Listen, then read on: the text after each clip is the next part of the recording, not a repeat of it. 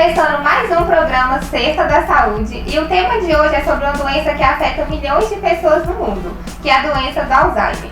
Hoje estamos aqui com a doutora Flávia, ela é geriatra, atende na Vitale, no SAMU e no Hospital Regional.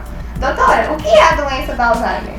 Trata de uma doença neurodegenerativa que afeta principalmente o tecido nervoso do cérebro e, consequentemente, é uma doença progressiva, lenta, que vai levando o paciente a perder as principais atividades funcionais e autonomia ao longo dos anos, né? E, consequentemente, há uma produção anormal de certas proteínas, principalmente a ApoE e outras, né, que, consequentemente, levam esse paciente a ter um distúrbio na saúde mental que a gente leva a ser chamado de demência de Alzheimer. E quais são os sintomas? Como que a gente pode identificar? Às vezes eu estou convivendo com idoso e como que eu identifico? A gente acha que é esquecimento e muitas das vezes não é o primeiro sintoma. Às vezes é uma desorientação no tempo, o paciente se perde no dia, às vezes não sabe a hora que está, desorientação no espaço. Muitas vezes o paciente se perde do lugar onde está, não sabe voltar para casa. Muitas vezes ele perde aquela atividade que ele faz de rotina, por exemplo, principalmente mulheres, sabe, aquelas grandes cozinheiras, ou mesmo fazer um bolo. Começa a se perder como fazer um bolo. Aqueles homens que mexem com a finança, simplesmente perde aquele valor de mexer com dinheiro. Então isso tem que ser um alerta, tá? Muitas vezes também o paciente começa a ter memórias de esquecimento, memórias recentes. Às vezes guarda, por exemplo, a chave dentro da geladeira. A gente ri, mas é muito frequente, né? Guarda o dinheiro debaixo do colchão, né? Que não é muito frequente isso, a gente fala, os filhos contarem isso pra gente, né? Então, isso são coisas, dicas que a gente tem que ficar alerta, tá? Que não é só a memória em si, mas é a desorientação no tempo, desorientação no espaço, as atividades de rotina que eles costumam fazer, que você acha normal, começa a se perder. Cozinhar, ir ao banco sozinho, tomar medicamentos sozinhos, eles se perdem, né? E a alteração do humor, que às vezes não tinham, eles começam a ficar mais irritados, alguns começam a ficar mais agressivos. Então isso deve ser chamado como um alerta. Então não é só esquecimento, são diversos fatores que precisam ser observados. Exatamente, a gente sempre fala que a doença de Alzheimer, a gente tem que lembrar os 5 A's, né? Amnésia, agnosia, apraxia. Então a gente tem que chamar alerta à família, que não é só a perda da memória, são outros fatores da cognição em jogo também.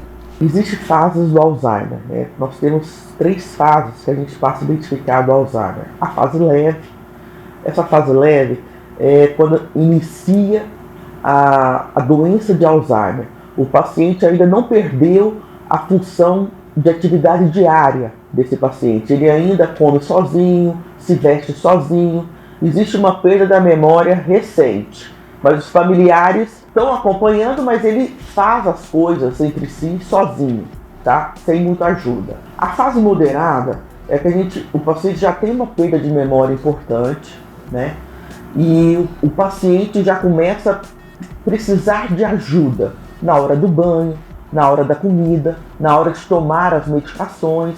Ele não consegue mais, no exemplo, ir ao banco sozinho, fazer uma compra sozinho. Então isso já é a fase moderada. Lógico, tem outras características também. E a fase avançada é aquele paciente que já necessita de um cuidador 24 horas, né?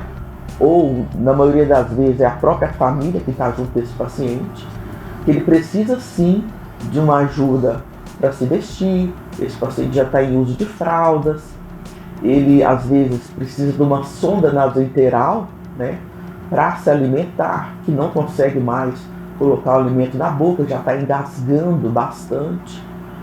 E muitas vezes esse paciente já se encontra acamado, não consegue levantar sozinho, não usa mais andador, Então é um paciente que a gente chama de uma síndrome de fragilidade importante.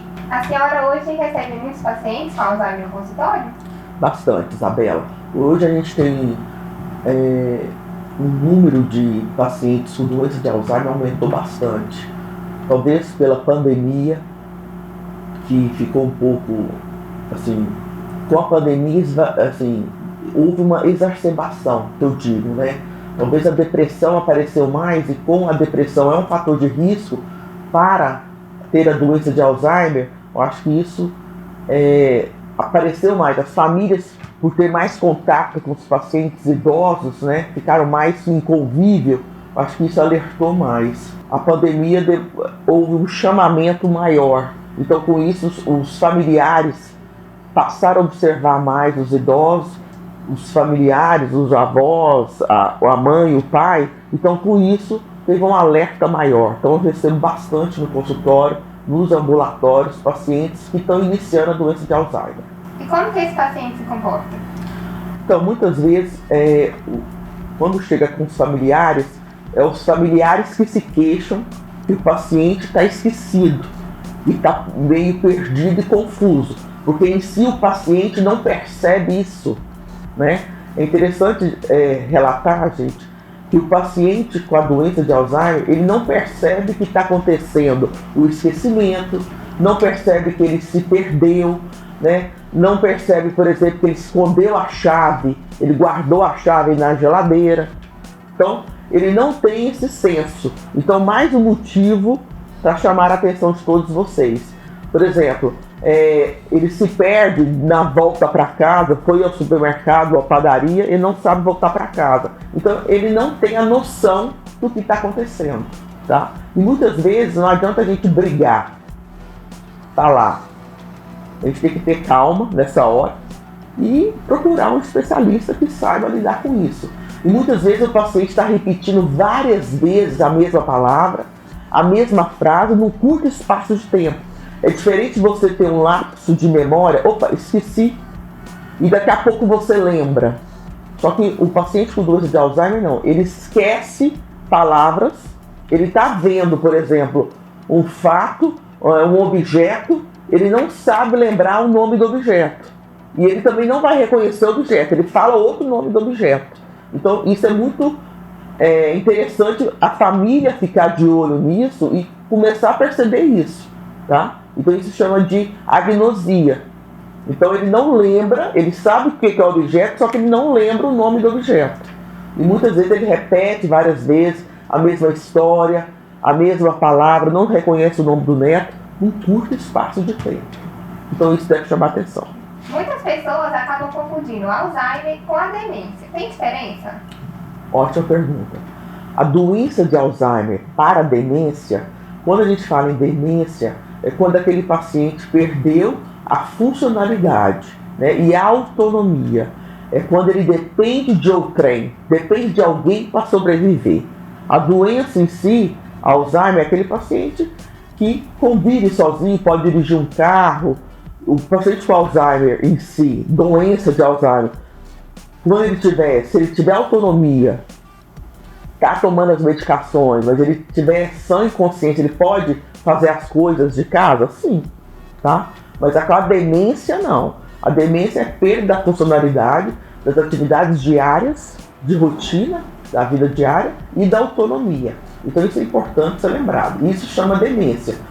Lembrar que tem a demência de Alzheimer e outras demências. Recebemos uma pergunta aqui que ela fala o seguinte: doutora, muito se fala que o Alzheimer piora à noite. Isso é verdade ou é um mito? É verdade. A maioria das demências tem a famosa síndrome do pôr do sol. Na maioria das vezes a gente não sabe qual a causa dessa síndrome, né?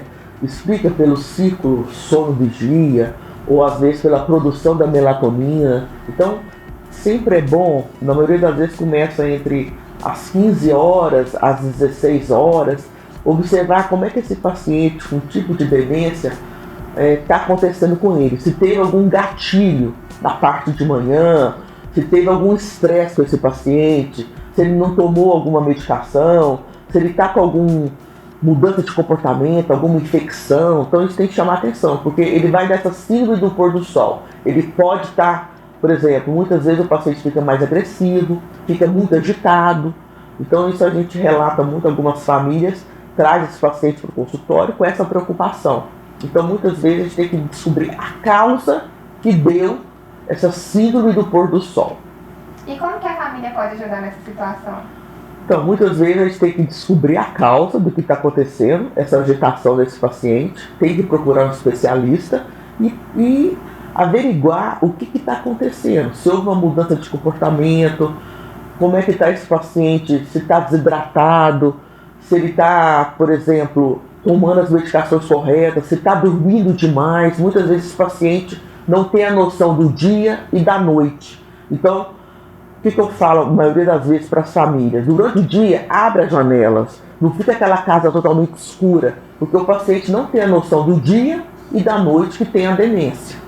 E à noite escurece, evitar muito barulho à noite, que o paciente fica agitado, com barulho, com muito som alto. Então assim, muitas vezes os familiares vão visitar com os netos à noite. Então procura ficar o máximo possível em silêncio.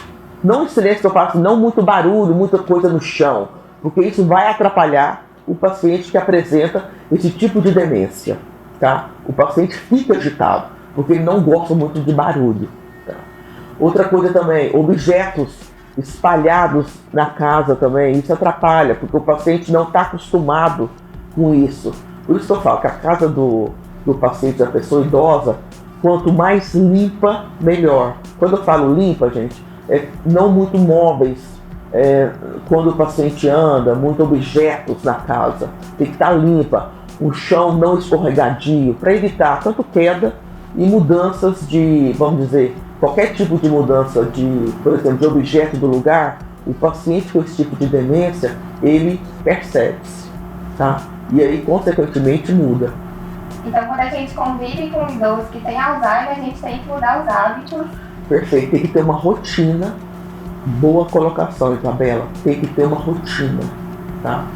Tem que ter hábitos na hora da alimentação, tem que ter hábitos na medicação, tem que ter uma rotina. E a gente, quanto mais, não deve se mudar essa rotina, tá? O paciente se dorme às 8, tem que continuar dormindo às 8 horas.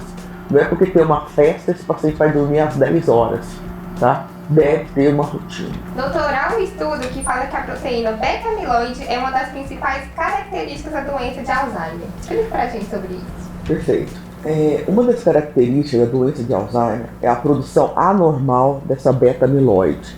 Principalmente a gente chama essa beta-amiloide ApoE4, que é o alelo E4. E muitas vezes é um teste genético, na corrente sanguínea que a gente pode ter esse teste genético, né? É uma produção anormal. Muitos pacientes podem dosar esse ApoE4.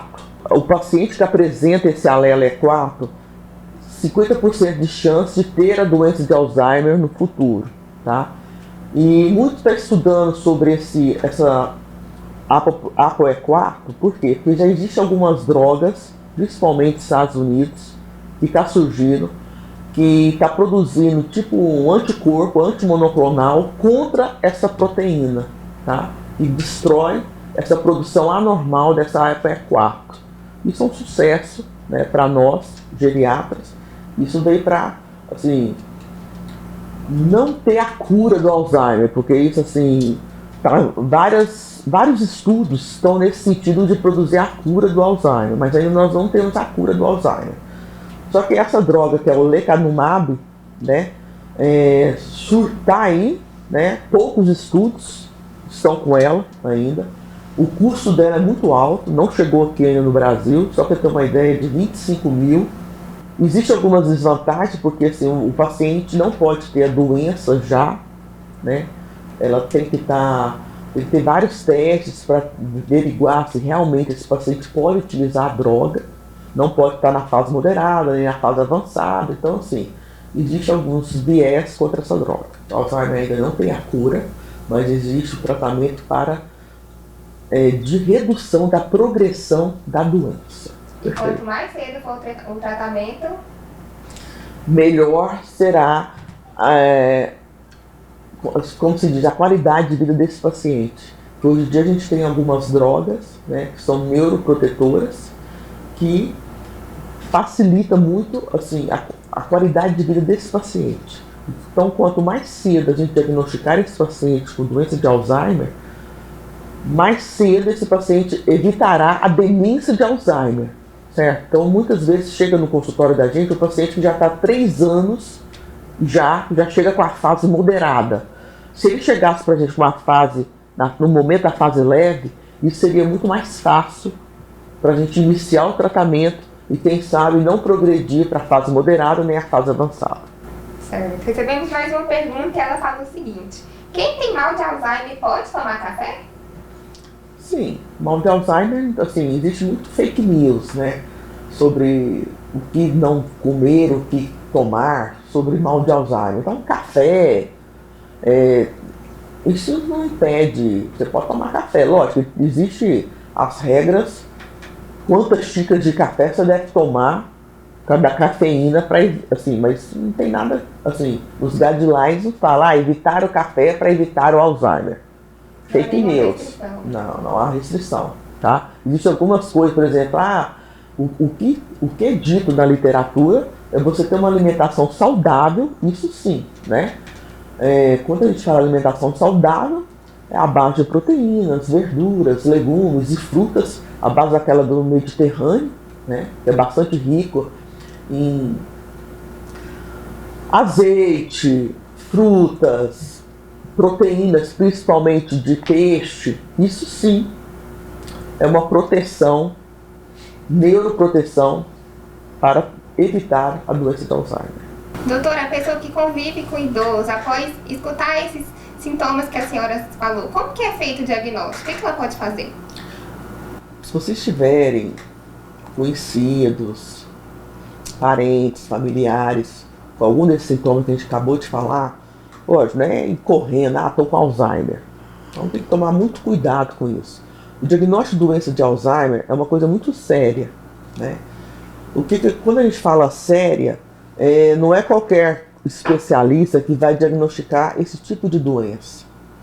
A gente precisa sim de um especialista, ou um geriatra, ou um neurologista, onde, para diagnosticar, o diagnóstico é clínico, nós precisamos de testes neuropsicológicos. Na maioria das vezes a gente faz vários testes com esse paciente, alguns exames de imagem, o primordial aqui é a ressonância magnética que a gente pede. Muitos vêm com a tomografia não é o melhor exame, é a ressonância, até a 3 Tesla, que a maioria das vezes eu solicito. Outros exames mais modernos ainda é o PET scan, que a maioria das vezes injeta glicose nesse paciente e ele observa a imagem como é que é feito esse exame. Aquele paciente que tem a doença de Alzheimer, muitas das vezes a impregnação no cérebro não é tão vermelhinha, porque o normal é estar bem vermelhinho no cérebro. E com um PET scan, aquele paciente que tem a doença neurodegenerativa não vai estar tão vermelhinho. Um exemplo que eu estou dando, tá, gente? Então, há alguns exames. O teste genético, que é um exame caro, cerca de 5 mil a 10 mil. Nós, geriatras, não solicitamos para todos os pacientes. Há alguns casos que a gente solicita. Quanto a gente solicita? Quando a família, por exemplo, meu pai tem Alzheimer, minha mãe tem Alzheimer, meu tio tem Alzheimer, e esse familiar quer pedir o teste genético, aí sim a gente solicita. Não é coletado em Goiânia, em São Paulo, nos grandes centros, né? Então, assim, temos que ter bastante cuidado, gente, para diagnosticar uma vez doença de Alzheimer. Porque uma vez ser diagnosticado, existe toda preparação, toda adequação para a família em si, tá? Então, a doença de Alzheimer trata-se de uma doença, para mim, complexa, séria, que não pode ser diagnosticada por qualquer colega médico. Deve ser procurado um especialista, sim, ou um geriatra, ou um neurologista, que sabe lidar com isso. E acredito sim que essa doença está se prevalecendo bastante hoje em dia no Brasil, não só nos grandes centros do Brasil, e ela deve ser melhor investigada, né? E diagnosticada, que muitas vezes passa despercebida pelos próprios familiares. E lembrar que A gente está conversando aqui que perda de memória, amnésia, esquecimento não é próprio da velhice. Por que eu estou dizendo isso?